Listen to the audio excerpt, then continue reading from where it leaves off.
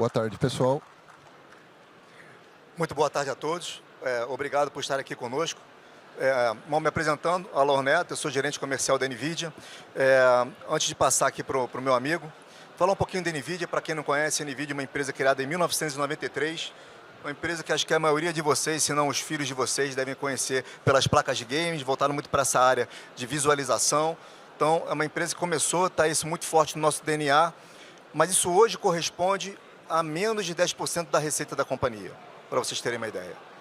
A NVIDIA, a qual eu faço parte, é o que a gente chama de NVIDIA Enterprise, onde a gente traz plataformas de computação acelerada. O que significa isso? É a composição do hardware, que é extremamente importante. Então, temos hardwares que vão servir lá para o Edge Computing, para o data center, na nuvem, para todo tipo de demanda computacional, workloads e aplicações. Mas o hardware é extremamente importante, mas mais importante do que isso é o software. É o stack de software que a NVIDIA desenvolve e disponibiliza para quê? Para que todos os nossos parceiros, isso é muito importante falar, então a NVIDIA ela não comercializa absolutamente nada direto, é tudo através do nosso ecossistema. O que são o nosso ecossistema? Fazem parte as startups, os OEMs, e aqui está, obviamente, uma parceria extremamente importante junto com a Dell, então a parceria Dell e NVIDIA é extremamente estratégica, já vou comentar um pouquinho com vocês do porquê é estratégica essa parceria, e, obviamente, os Global System Integrators e assim por diante. É muito importante para nós habilitar o ecossistema nessas plataformas de computação acelerada da NVIDIA. E aí, trazendo um pouquinho aqui ao nosso tema de hoje, então a NVIDIA é uma empresa que 32 mil funcionários espalhados pelo globo, 80% desse time respira software. Então veja, nós nos reconhecemos como uma empresa de software reconhecida pelo hardware. E aí, através desse software, junto com o hardware, a gente disponibiliza várias ferramentas. O que eu chamo de ferramentas? São mais de 150 SDKs, são mais de 500 bibliotecas, modelos pré-treinados. Para quê? Para que se construam soluções com essas caixas de ferramentas que nós disponibilizamos open source, diga-se de passagem. E aí, através, obviamente, tenho certeza que todos acompanharam aí com um grande boom da IA generativa, lá por conta do ChatGPT, da OpenAI, onde a gente teve um protagonismo muito grande nisso, nós somos o motor de IA que está por trás disso tudo, teve esse grande boom. E aí a forma tradicional com que você tem hoje a infraestrutura computacional para as demandas tradicionais, para os workloads tradicionais, quando a gente fala de IA generativa, tem que mudar completamente. E aí entra o conceito, que é o nosso tema aqui hoje, que é de fábricas de IA. Por que fábricas de IA? Porque a gente tem que conceber desde o zero, ou seja, desde o computadorzinho que está lá, o SDK que eu vou utilizar, a ferramenta de software que eu vou utilizar, tudo isso tem que estar de forma, como se fosse um carro de Fórmula 1. Esse é o grande objetivo da NVIDIA, fazer com que esteja tudo otimizado. Então, componente de software é importante, as GPUs, nós temos as partes de rede muito importantes também, para quê? Para que não haja problema de latência, que tenha um throughput, mas também os storage com nossos parceiros e, acima disso, todo esse stack de software que eu estou comentando aqui agora com vocês. E aí, quando a gente fala de fábrica de IA, é importante que a gente tem 3 momentos na IA generativa. Tem os modelos pré-treinados. O que são os modelos pré-treinados? São aí, obviamente, as ferramentas abertas, como você tem o Llama, dos parceiros, as ferramentas fechadas, como você tem, por exemplo, aí o Grok, como você tem o Gemini, e ferramentas da comunidade. Então, para treinar esses modelos de Large Language Models, é uma infraestrutura computacional muito grande que essa infraestrutura tradicional não consegue comportar. É o primeiro componente. Segundo componente, pós-treinamento. Então, no pós-treinamento, onde eu tenho esse LLM, né, com bilhões, trilhões de parâmetros, e aí eu tenho que utilizar agora, fazer um fine-tuning, supervised fine-tuning, eu quero fazer um retrieval, eu tenho que fazer uma otimização para trazer para a realidade da minha empresa, né, com os dados da minha empresa. Então, já é uma demanda computacional gigantesca. Essa é a segunda fase. E a terceira fase é a área da inferência. É a hora que realmente todos nós vamos tirar proveito, né, de fazer a pesquisa lá no prompt, ou através de um LLM, de um Visual Language Model, por exemplo. Tudo isso é importante, então tem o pré-treinamento, o pós-treinamento e tem a inferência. Para todas as etapas, a demanda computacional é gigantesca. E aí eu tenho que conceber do zero o hardware e principalmente o software. E aí, com essas ferramentas de software, eu consigo disponibilizar soluções para quê? Para gêmeos digitais, para eu ter avatares humanizados. Bom, eu não vou ficar aqui dando spoiler para vocês.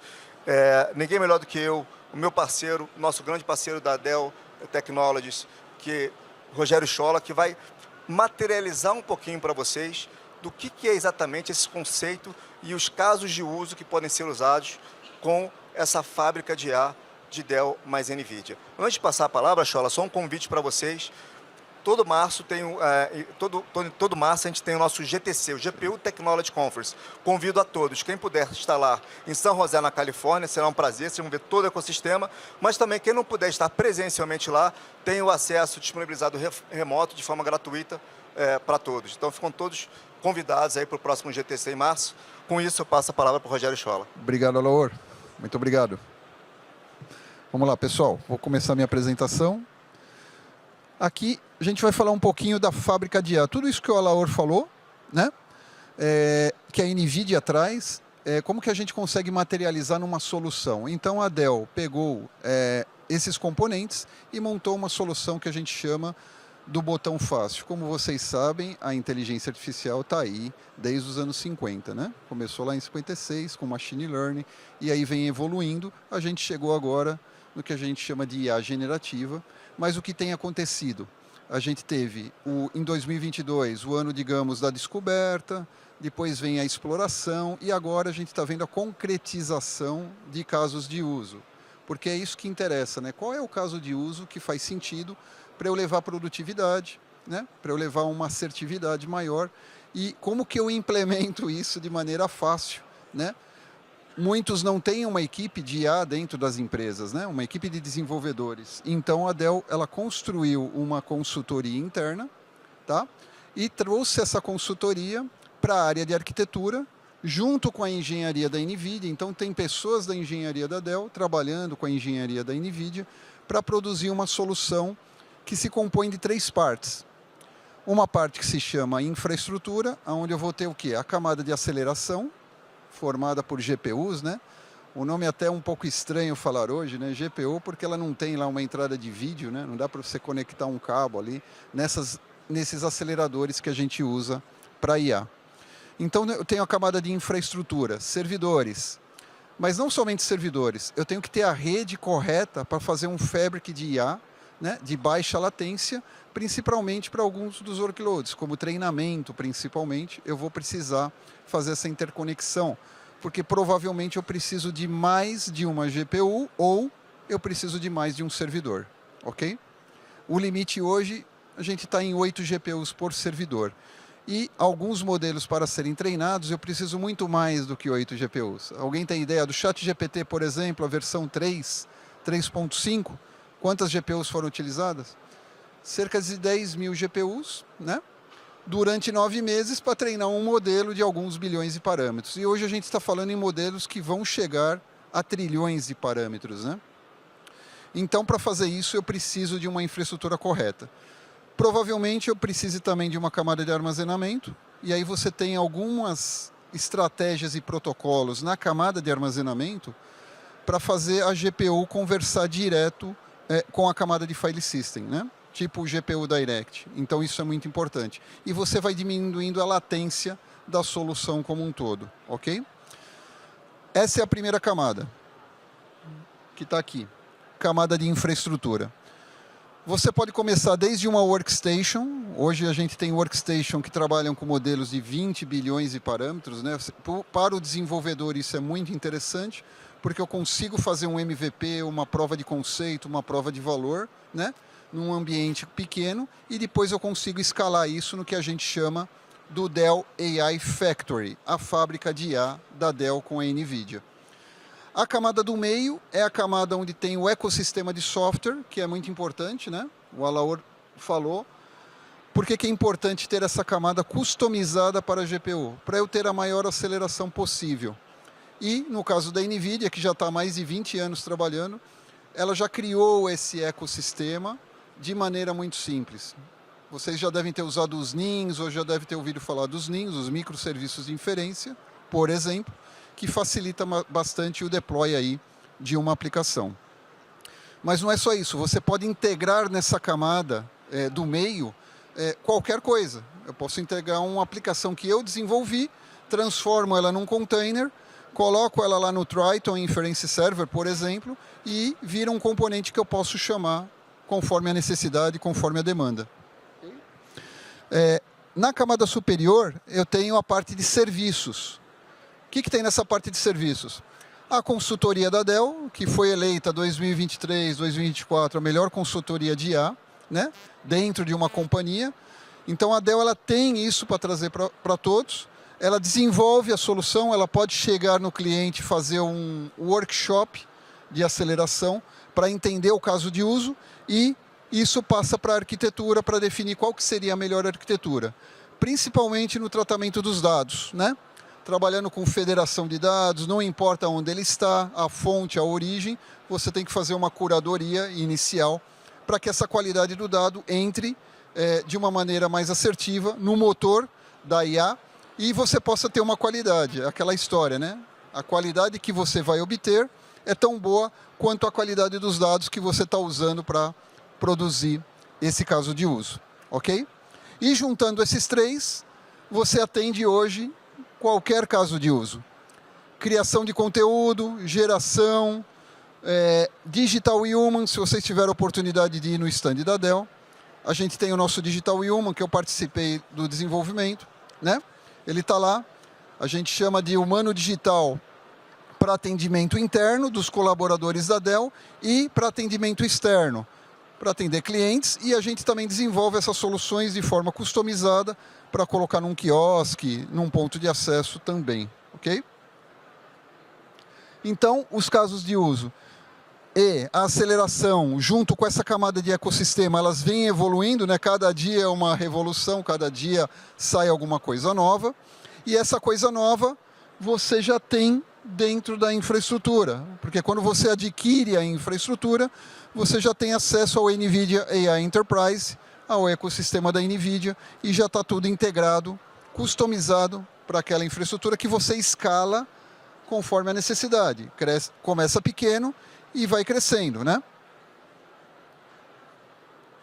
Aqui são alguns casos de uso: geração de código, assistentes digitais, criação de conteúdo, Digital Twins, né, os gêmeos digitais, você simular a sua empresa, o seu negócio dentro de um ambiente digital. Isso está sendo bastante realizado hoje em dia.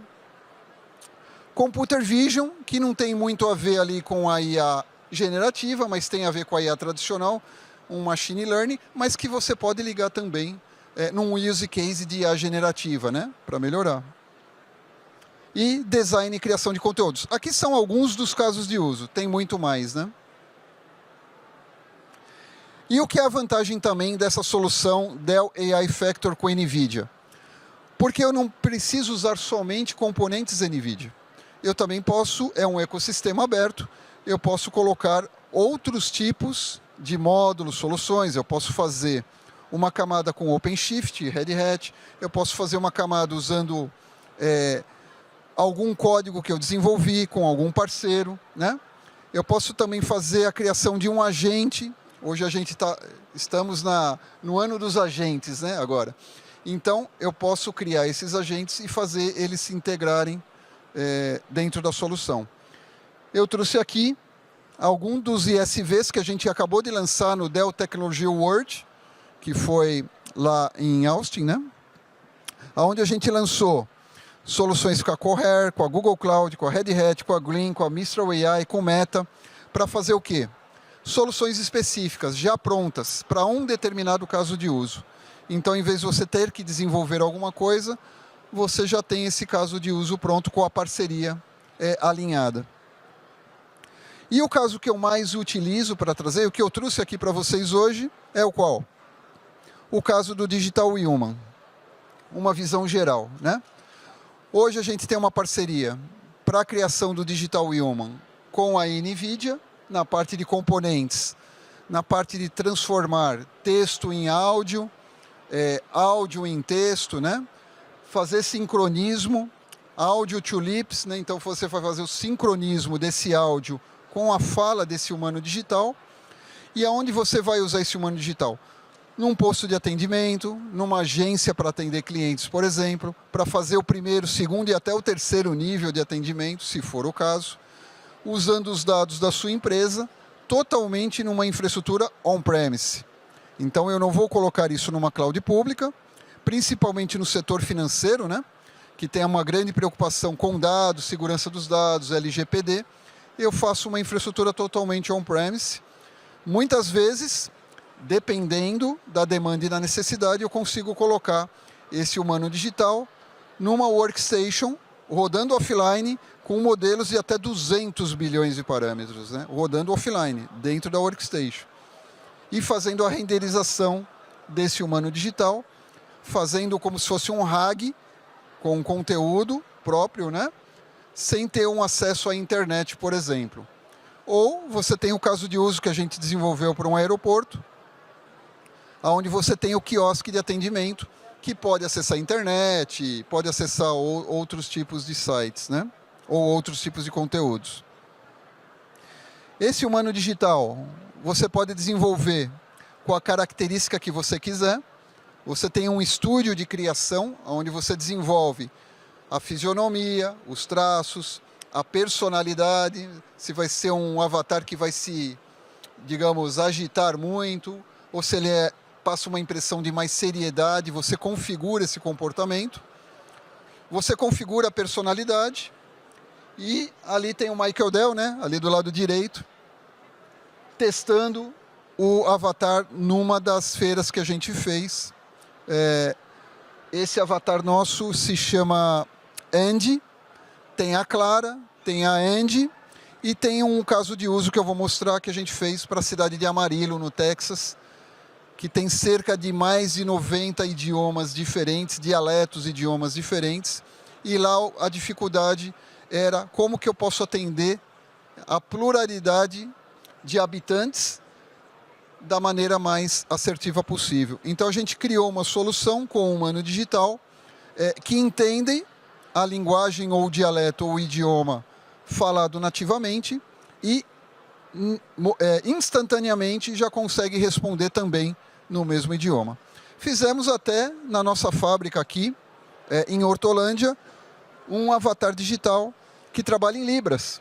Então ele entende as pessoas que têm essa deficiência e consegue se comunicar via câmera, por linguagem brasileira de sinais, e consegue interagir e ter a resolução ali da sua dificuldade, do seu problema, de uma maneira mais rápida. Isso está na nossa fábrica, que pode ser visitada a qualquer momento. E como que a gente implanta? Várias maneiras. Ali tem um display holográfico, pode ser um display holográfico de corpo inteiro, pode ser um display mais reservado, com uma câmera, um microfone e uma TV, por exemplo. Pode ser um quiosque, como esse senhor fez. E por que o humano digital vem crescendo? Porque ele aumenta o engajamento, geralmente na venda de um produto, aumenta o engajamento na confiança que passa, porque ele consegue resolver o problema sem ter que passar para outras pessoas, né? Ou passar para outros níveis de atendimento, como você teria num call center tradicional, por exemplo. Então a gente consegue fazer isso. Aqui tem o caso da cidade de Amarillo, do Texas, que eu falei para vocês, onde a gente desenvolveu a Emma, que é um digital human, um assistente digital, que consegue entender idiomas. Então quem quiser ver ele funcionando ali, eu posso demonstrar. Você pode falar em português, inglês, em qualquer idioma, e ele automaticamente vai entender e vai começar a falar naquele idioma. Esse é um exemplo do nosso humano digital, né? O Ethan, nesse caso aqui, e ele pode interagir da forma que a gente programar ele. Porém, ele pode ter um raciocínio próprio, ele pode pensar por si próprio, né? Até os limites que ele foi programado para isso. Tá? Aqui é o nosso estúdio de criação, onde você cria os avatares. Existe uma galeria já pronta, mas você pode criar qualquer coisa, né? Você pode colocar qualquer feição, eu posso colocar uma característica que alguns não conseguem fazer. Por exemplo, colocar um óculos no avatar é uma coisa complicada de você fazer o avatar se movimentar junto com o óculos. A gente consegue fazer isso, tá?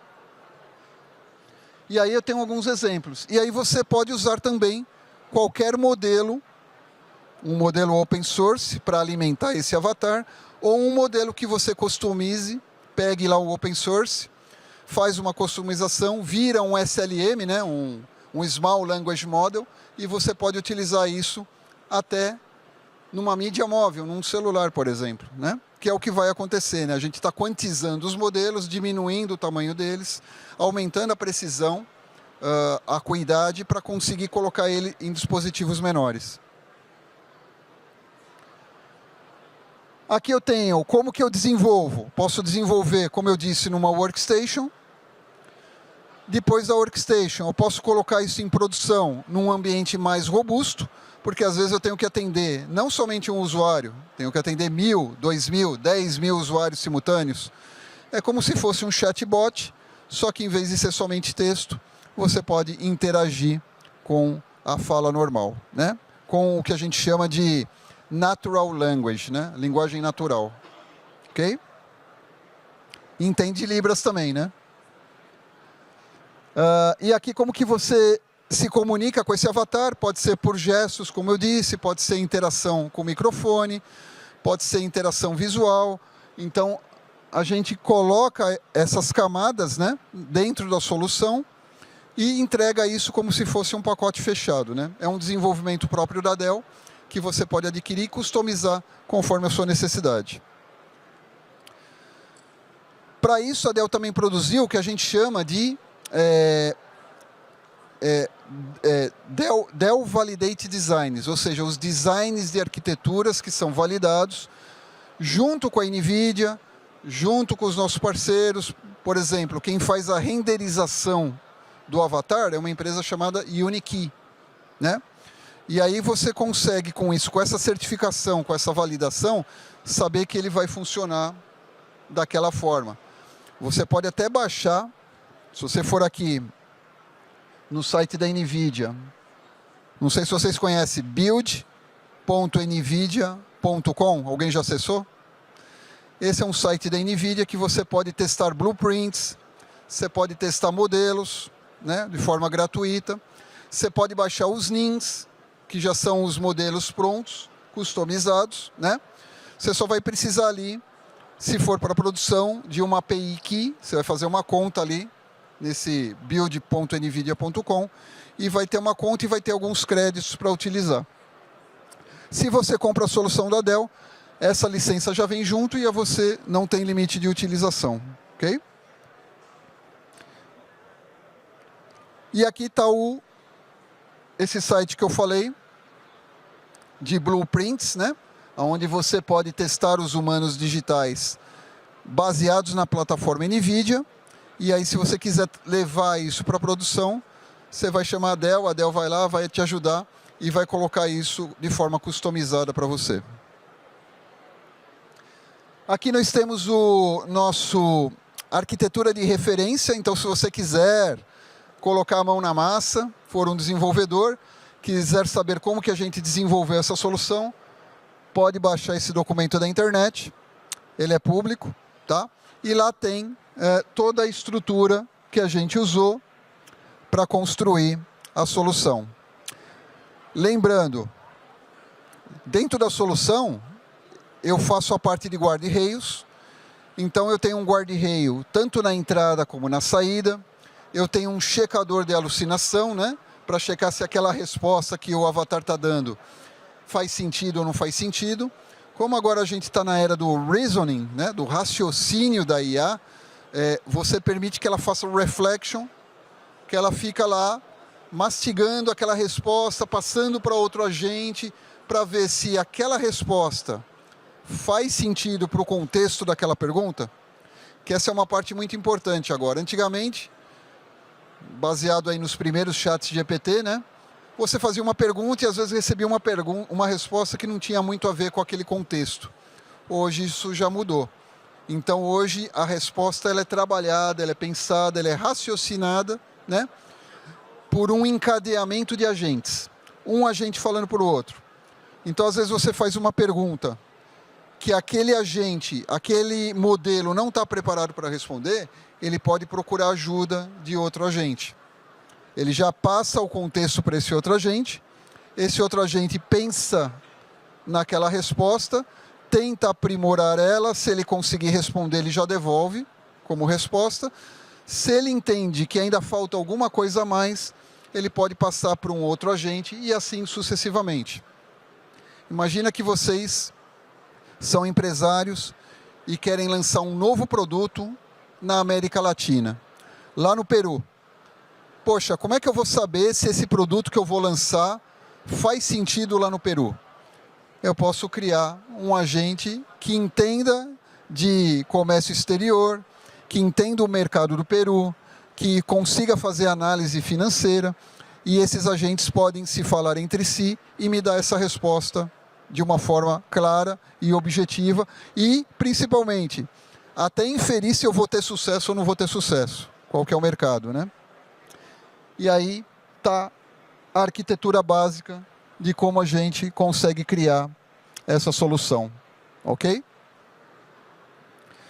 E aqui um pouquinho da arquitetura por trás, né? O que tem por trás? Então eu tenho lá servidores, eu tenho uma interconexão de switches de baixa latência, né? Às vezes eu preciso de mais de um servidor, como eu disse, às vezes eu preciso de mais de uma GPU, e é uma coisa que não pode parar.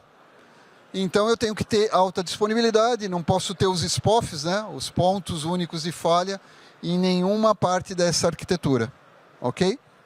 Por isso que muitas vezes ela vai aparecer duplicada. Não é necessidade de capacidade, mas muitas vezes necessidade de resiliência, porque é um ambiente de missão crítica, né? Não pode parar. A gente está fazendo isso muito para healthcare, por exemplo, ajudando em análise de imagens, fazendo correlacionamento de exames de imagens, tomografia, ressonância, ultrassom, em vez do médico ter uma especialidade para cada um e perder muito tempo nessa análise, a gente pode ter a ajuda do humano digital para fazer essa análise, essa correlação e com isso descobrir uma doença ou alguma coisa de uma maneira mais rápida e mais assertiva. O que importa é que é a rapidez, tá? Não é exatamente se ele é melhor ou pior do que o médico naquele caso, mas sim ajudar na rapidez de um diagnóstico, por exemplo. Ok? E ali você tem... a Dell ela criou o que a gente chama de Solution Center. A gente tem um aqui em São Paulo, na Rua Verbo Divino, mas são centros espalhados pelo mundo todo, onde a gente consegue demonstrar qualquer solução. Então, se você é um parceiro Dell, um cliente Dell, tem uma necessidade, tem um caso de uso que você quer explorar, a gente consegue montar nesse Solution Center, fazer uma prova de conceito, fazer uma prova de valor, ou até desenvolver um MVP, né? Um produto mínimo viável, para você, antes de adquirir a solução, conseguir ver se ela realmente faz sentido, se ela realmente funciona. Isso de forma gratuita, né? Aqui está o nosso Digital Human, as etapas da orquestração, ó, Speech to Text, ou seja, falei, converti para texto, pesquisa no banco de dados, tanto no banco de dados local como no vetorizado, para saber se eu posso dar essa informação e se ela está pertinente ao contexto. Faço a tradução para inglês, porque a maioria dos modelos são em inglês, os LLMs. Agora a gente está conseguindo desenvolver em português, né? Muitas empresas estão fazendo isso. Volto texto para speech, ou seja, texto para passar para o áudio, e aí faz a renderização do avatar falando. Isso daí está lá no nosso stand da Dell. Se já foram lá, ou se não ainda não foram, convido vocês a darem uma olhadinha lá. My water has been turned on. E por fim, tem um exemplo aqui de hiperautomação, onde a gente tem um agente falando com outro agente, tá? Então hoje, por exemplo, você pode fazer... vai chegar um funcionário novo na empresa. Eu posso pedir para esse agente digital fazer o onboarding desse funcionário. Então ele vai criar os acessos, vai criar a trilha de treinamento, vai fazer o workday dessa pessoa e vai devolver uma conta de acesso para que essa pessoa possa trabalhar e estar inserida ali na empresa, né? Ele também está no nosso site, né? A gente pode acessar, está lá no site da Dell. E aí vocês vão ver esse agente já vai abrindo sites, é o agente que está fazendo isso, o operador está dando o comando, olha, eu quero fazer o onboard de uma pessoa e ela tem essas permissões. E aí o agente vai fazendo esse onboard conforme as instruções. Ok? Então é isso que eu ia mostrar para vocês. Espero aí que tenham gostado. O AI Factor com NVIDIA é a solução que a gente está apresentando aqui na feira e convido vocês a conhecer um pouquinho mais. Obrigado a todos. Obrigada, Rogério.